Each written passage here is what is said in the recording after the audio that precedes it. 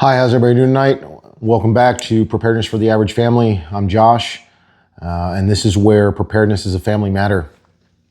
So tonight, I wanted to do something a little different than I've been doing the past couple of nights in making those broad stroke general videos over the categories. I wanted to focus in on a specific category, medical, but within that category, talk about individual first aid kits. Now, what is an individual first aid kit? An individual first aid kit is something that you keep on you that's designed to treat you, whatever that may be.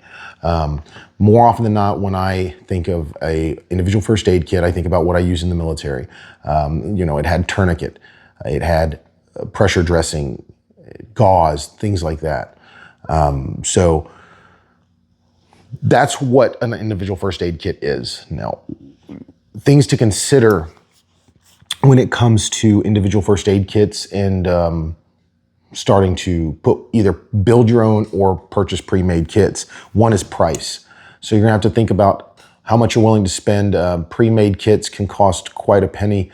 They're worth it, but you can also build your own and sometimes save a little money, in my opinion. So those are just things to consider when it comes to what you want to do. Do you want to build your own? Do you want to buy a pre-made kit and it's just easier, ready to go? Another thing, when I go over these medical videos, as always, consider knowledge, skill level in your training. It serves no purpose to have medical equipment that you do not know how to use and you've never been trained on. You could even possibly hurt yourself or worse, somebody else. So get training. Now, what I want to do is kind of go into examples of what I have as individual first aid kits. I build most of mine. This is one that I built to be indiscreet for my kids at school. The only thing I don't normally have in this one that I would normally have in other ones is trauma shears, because schools wouldn't allow it. I just tied some orange, easy to grab 550 cord on here. And this is basically a pencil case. And in here I have a pressure bandage, a twin pack of high fin chest seals, wound packing gauze, Mylar blanket to help treat for shock due to blood loss, things like that. Marker to mark time somewhere on the person if you have to apply a tourniquet. North American Rescue Gen 6 cat tourniquet. And then one thing that I keep in a lot of my medical supplies and kits is duct tape wrapped around like an old credit card or library card, something like that. It's just an easy way to store it.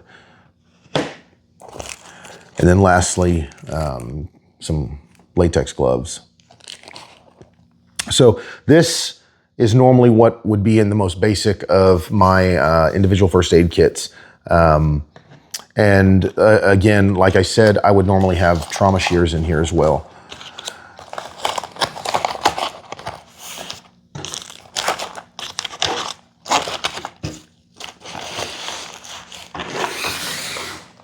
Now, moving on from this example that I made for my kids and for my wife,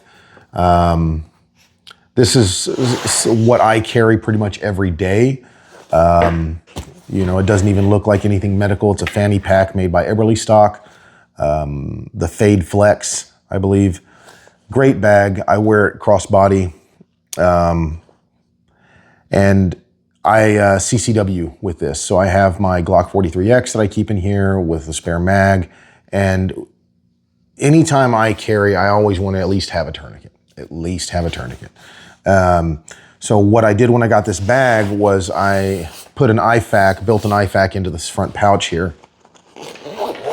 So in this front pouch, you can kind of see I have some North American Rescue gloves down in this pocket here, your gauze. This is a rat's tourniquet, a different style of tourniquet. Love these, they're great. Pressure bandage, a 4-inch. marker, and then a Gen 7 cat tourniquet. So, you know, you can really put or create an IFAK out of anything, you know, a compartment in a backpack, computer bag, laptop, whatever, if it's something that you keep on you when you go out. So moving on to the last example I have here. This is actually my battle belt, my range belt. And as you can see up here up front, I have this IFAK here built into what would be the middle of my back. So the small of my back. It's there for a reason, because I can pull this tab down and it drops out the medical equipment that I have in this pouch out, and I can grab it with either my right or my left, which is important because if I can't use my left and it's on a dominant left side, I can't get to it and I'm reaching over here like this. So just things to consider when setting up something like this. The only difference is I have my trauma shears on the outside tucked in behind, and I keep my tourniquet on my tactical gear. I keep one spare on a dangler on my plate carrier. In this one, I have it in a rigid tourniquet holder. So seeing all these examples, just keep in mind the biggest thing is training. Having the skills and the knowledge to use this stuff is absolutely invaluable. Training is invaluable. So get training, and then slowly build your way up. I highly recommend having at least one individual first aid kit for every member of your family, and also for your vehicles at a minimum. Other than that, decide if you want to build your own or buy pre-made. And if you buy pre-made or when building your own, make sure you're buying from good companies. If you're building your own, make sure you're buying from companies like North American Rescue and tried and true TCCC, Tactical Combat Casualty Care approved items. If you're buying pre-made, make sure you're buying from a reputable company that's supplying those same brands in their pre-made kits. That would be my advice.